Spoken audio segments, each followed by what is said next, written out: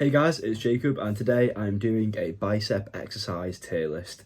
So I'm going to be ranking some bicep exercises, 20 I think there is here, from the very best to the best, the most optimal to less optimal, maybe more for fun. But please don't be upset if I put your favourite one, the one you've been doing since you were a kid, and I put it in the worst tier. It doesn't mean it's terrible, doesn't mean you should stop doing it. But you just might see some slightly better results if you choose something a bit higher up in the tier list. Not to say you can't get good results with some of the lower things. Plenty of Mr. Olympians, I'm sure, you can go and look up clips. They'll be doing some of the exercises that I put in the lower tiers. Doesn't mean they're doing it wrong, it's just different ways of doing it, okay? But yeah, this is my personal opinion, and this is purely for hypertrophy. If you're looking to get strong, or if it's for, athletes, for sport specific, that's not on this tier list. This is purely for getting as big and as good looking biceps as possible, which who doesn't want that? So, let's get started. First one we have here is an alternating standing dumbbell curl. That's a mouthful, that. Great exercise. I love to do these as a finisher, or, to warm up. I'll walk up in the gym, grab some light dumbbells, just do a standing, alternating. Not really much point in sitting down or, doing all that extra stuff if you're literally just going to do a few reps to warm up. Or if it's a few reps to finish, say you've just done some spider curls or incline curls, whatever, and you've got, want to bang out a few more reps, maybe it's the last exercise you're doing that day, they can be useful. But that being said, just because you are standing and you've got no stability whatsoever from a bench or anything like that, you are going to have to use your lower back a lot. You are going to have to, manage your own sort of stability, I suppose. But it's not the end of the world, especially if you're newer to lifting and you're not lifting as heavy of a dumbbell comparative to your body weight. But if you're super strong, like we see Sam Sulek and that, throwing around super heavy dumbbells, there's a lot of swinging going in there, just try and counteract the force that's pushing them back. So you could definitely make it better. But that being said, I'm going to put it on B tier. It's a good exercise. Probably not one I choose as a main exercise in the session, but for a finisher, for a warm-up, or, if you want to look cool, it's a pretty good exercise. Can't complain with that. After that, we have incline curls, and this is an important thing. On this picture here, there's quite a steep angle. So I see a lot of people doing incline curls, and they'll put the bench one off from the top. And at that point, you're just doing a normal seated curl. It's not really an incline curl because the way your arms, lie. But when you do an incline curl like that, you bias more of the lengthen position, because as your arm comes up to the top, it's further away. So it's hard to explain without maybe actually being on the bench, but I'll take my word for it. It biases the lengthen position. And it's an amazing exercise, great staple. The stability is important. So unlike the standing dumbbell curl, you get that extra stability factor, which is super useful, just to help you lock in and grind out those last few reps. It does take away from your ability to cheat. It's harder to cheat reps if you're stable because you can't swing as much, which, depending on what camp you're in, is good or bad. I personally don't like to do cheat reps just because the extra fatigue isn't really worth the stimulus you're getting. But again, if you're low on time, haven't got long, or if it's just what you like to do, then swinging can be useful, and you can't really do that with this. But if you're looking purely for hypertrophy, you want to absolutely maximise your training, full on Mike Mensa, as much gain as you possibly can. This is definitely one of the better ones to do it. I'm going to put that probably an A tier. You probably could get slightly better with some of these later ones I've seen, but it's probably as close you're going to get to the top tiers without actually being in there. So if you do this, you'll definitely get big biceps. I love this exercise. After this, we have standing hammer curls alternating. Hammer curls are a tough one because they do bias a slightly different head of the bicep compared to normal curls. But that being said, if you don't do hammer curls, you're going to notice a massive, disparity in your biceps. There's not going to be massive chunks missing where you, need muscle. That's not how it works. So I wouldn't stress too much. I haven't done hammer curls for most of my lifting journey. I know some people who absolutely love them and swear by them, but it's more of a personal preference. And if you are going to do them, it probably is better to just sit down and do them, like I said before, the stability factor. Especially as people like to ego lift with hammer curls, because you can lift a bit heavier because the range of motion is shorter. But if I was going to do these, I'd do them more as a sort of superset with forearms, because they get so much forearm activation. So say I didn't have enough time to go and do a specific forearm activation exercise, I might just chuck these in to try and get two birds with one stone kind of thing. But You can't really knock them too much. I'm going to put them in B. It's like a standard dumbbell curl. They work great, you know, it's about as simple as you're going to get, but you could definitely be better. But you could also be worse, so that's why they're right in the middle. Next we have chin-ups. This might cause some problems because there was a little trend, well, quite a big trend I suppose, on TikTok about a year and a half ago, where loads of these athletes, these like gymnastic athletes or whatever they are, who had massive biceps were doing chin-ups, and that's all they did, and they got massive biceps. But at the same time, you have to remember they are Olympic level athletes with absurdly good genetics, and they've been training since they were 5 years old. They're now 25, you know. If you were doing any exercise for 20 years with elite genetics, training hard every day, you know, with perfect diet, I'm sure you still have pretty big biceps no matter how optimal it is.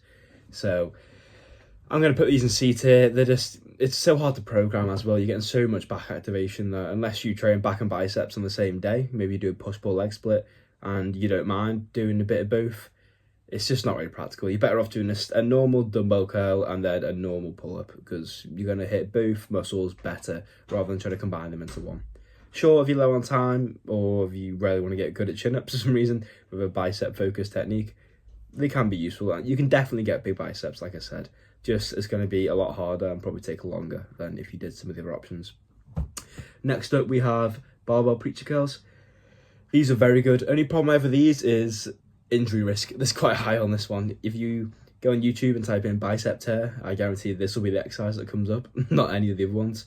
You never see someone tearing the biceps doing a standing dumbbell curl. You know, maybe you do, I definitely haven't. So preacher curls, I'm going to put them... Oh, please don't take that as they do not, you know, they're not good for hypertrophy. They are very good for hypertrophy. It's just that injury risk is quite high. Like the incline curls, they bias the bicep in the lengthened position, which is very important. There's a lot of literature at the moment talking about the benefits of the lengthened portion of the rep and how much more important it is than the shortened. I still wouldn't discredit the shortened position. We don't know enough to 100% say it's, you know, not worth doing.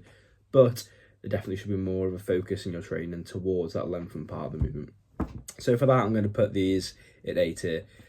They're amazing exercise. Just don't be an idiot. Don't go and put, you know, 110% of your 1 rep max on and just try and rip it with no warm-up, because obviously you got to tear your bicep. It's quite obvious. But they're great. Also be careful with your forearms and your wrists too. They're quite high chance of injury for those. So if you can do it in the right way without hurting yourself, amazing exercise. Just be careful of these ones. Next up we have, that is a machine preacher curl. It's literally the same as the barbell. It's a slightly different resistance profile, but because this already biases the lengthened position, the machine is just going to give you more of a resistance at the top. So as long as when you're going down, you don't hit the bottom before you get that full stretch, it's going to be just pretty much the same as a normal barbell preacher curl. Maybe slightly less injury risk, but you know, that's debatable. So them two are pretty much in line with each other. Next up, what the hell is that? Oh, that's just another preacher curl. Let's put it there twice for some reason. So that's going to be the same as your preacher curl.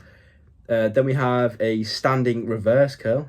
I think that's reverse curl. It's hard to see, these photos are quite small. Reverse curls, any point? Not really. If you want to really, like I said before, the hammer curls, try and mix your forearm bicep training in together, say you haven't got much time, then yeah, they can be handy. Some Olympians swear by these, so you can't say they're not useful. But would you be better off just going to the cable stack and doing some wrist curls? Probably, for forearms. And would you be better off just flipping your hands around and lifting more weight for biceps? Getting more stimulus, be able to go closer to failure for your biceps, not just your forearms. So, there's definitely a lot of benefits to doing forearm and bicep training separately, as much as you can. Obviously, they both get involved in any movement, but you can definitely separate them more. So that's going to go... I'm going to say C tier again. It's just, there's no real benefit to doing it that way, apart from just to save time. But this isn't a time-saving tier list. This is a maximum gains tier list, so got to put it there. Next up, we have the easy bar curl. Easy bar curls are great, same as normal barbell curl really, but better for the wrists. Some people don't find it better for the wrists though. Don't just necessarily take people's word for it. Try out the straight bar, try out the easy bar, see what feels better for you, and then make the decision. Don't just do it because someone else said it. But the stability factor, again, always going to come into it. I'm not going to repeat myself every time, but you haven't got anything to stabilise yourself. Go against the wall, sit on a bench, suddenly it's a lot better. But in terms of just overall, it's a great exercise. You know, people have been doing it since the dawn of time. There's a reason for that. It's not going to revolutionise your training. It's just a basic staple exercise. Chuck it and beat it. You'll see good gains. Can you be more optimal? Definitely. Can you be far worse? Definitely. Beat it. That's the same again. I'm not sure why these keep repeating them if it stops. Then we have... That's the same again. These ones are good. So one arm, what do people call these? Isolation curls, I think that's what they used to call them. I used to love these my first 6 months of training because I never really felt my biceps properly before that, which is quite, shocking because biceps are one of the easier muscles to get a mind-muscle connection with. I didn't realise I didn't, obviously I was too young to know. But when I started doing these, I really started feeling my biceps. So these do have a bit of bias towards me because I loved them back in the day. Nowadays I wouldn't do them just because there's no real benefit to doing it like that rather than just putting it against your body at the side like a normal bicep curl. Sure, you can isolate them more, but you're not really. You're just doing it one at a time, which is great. I mean, maybe you got one bicep weaker than the other one, and you want to do as many reps as you can on that arm, and then match it with the other arm to try and fix your balances. Amazing. But in terms of everything else, you may as well just do two arms, one arm, both of your arms at the same time, and do it normally rather than leaning forward and doing it this way. Personal preference thing. I'm going to put this in B tier. It's just, you'll build big biceps. There's just not really much point to doing it this way rather than just doing it normally. Next up, we have spider curls with a barbell. I don't really see many people doing these. I normally find the problem of if you do these, the actual bar hits the bench before you reach the top. But let's just assume you found a way around that and you've got a shorter bench or whatever. Spider curls are a tricky one because I've done them myself. They're not, I don't think they're very good. So the problem with the spider curl is when your arm is fully straightened below you, so when the bar is directly below you, you've got zero tension on your biceps because of the way gravity is going straight through the bar. So to surmise what that means, as your biceps are in the lengthened position, the bit where recently research has come out saying that's the most important, there's basically zero tension on the actual bicep, which is exactly what you don't want. And then when you bring your arm into the shortened position, when you curl upwards and tense your bicep, then you've got the maximum stimulus, which is where your bicep is weakest.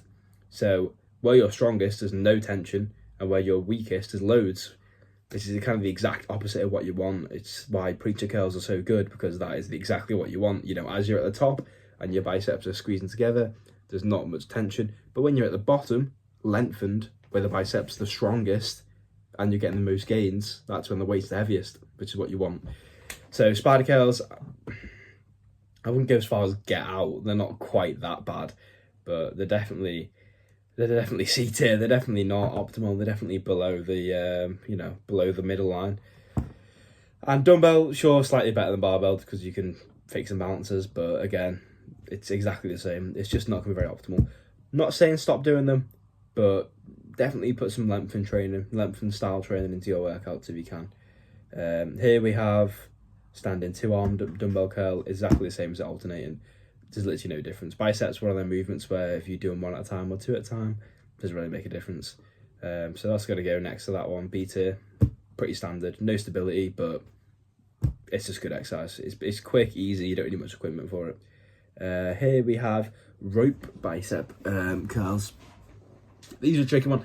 I always find that when you get to a certain point in your training, when you're strong enough, holding on to that rope is very difficult. It's a rope burning your hands. It's too heavy, it's not quite right, your wrists are hurting.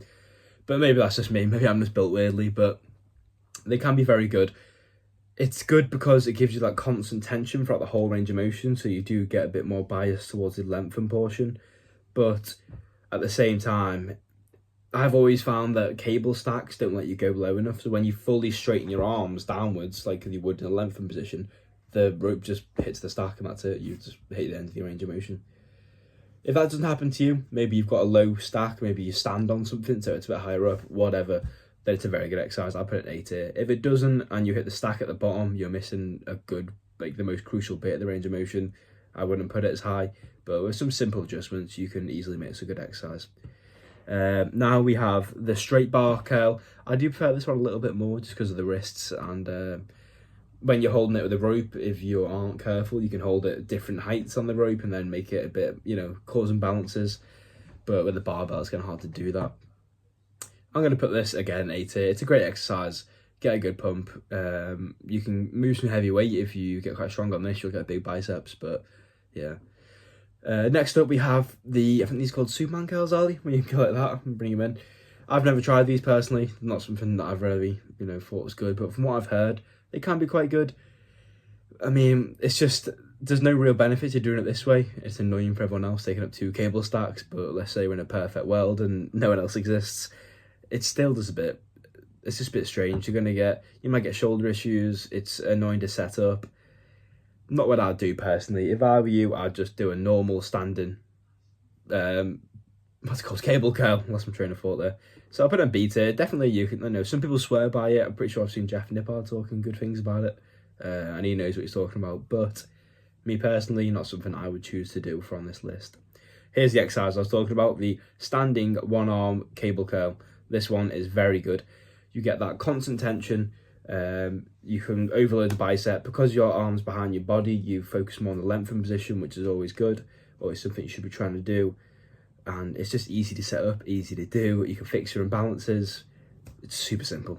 Great exercise. That's going to go into probably A tier, as well as this one, which is exactly the same thing, just with 2 cables at once. I will say, it's not on this list. If you wanted to make this exercise the perfect exercise, perfect bicep exercise, if I were you, I would sit on something. Get a bench, get a cable, get, anything you can find, something to stabilise off. Because like I said, that stability factor, when you start lifting heavier weights, it's not so bad if you do it at the end of your session, one arm and you can really isolate it. But when you're lifting heavier weights with both arms and you get decently strong, it's going to be really hard to try and stay directly still without getting your front delts involved, your lower back involved, your legs involved. Stuff you don't want to get involved if you're trying to isolate.